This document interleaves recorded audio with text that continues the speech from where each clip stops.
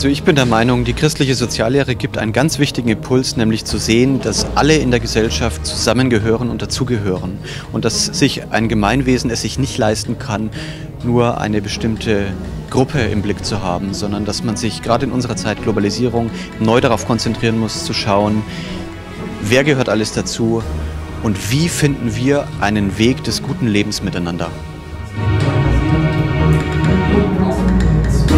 Moie gonget christlich sozial Werter, dat hecht mir hunn ze summen drwer no gedurcht, a mir hunn zwe heichkarätig Redner heieren den Daniel Bogner, Universitätsprofessor aus Deutschland, an den Hubert Hausmer, freiere Philosoph am Escher College, déi eis iwwer dat geschwert wat christlich Sozialpolitik an ihrer Essenz, an ihre Wert, an ihrem Fundament soll ausmen. An doriwwerm och ze summen no gedurcht, und dat war immens flott.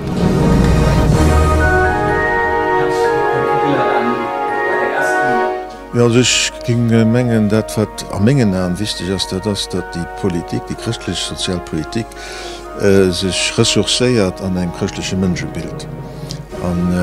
Zum Beispiel am Begriff Person, für dat notzudenken, darüber nachzudenken und daraus dann eine Reihe Konklusionen zu ziehen.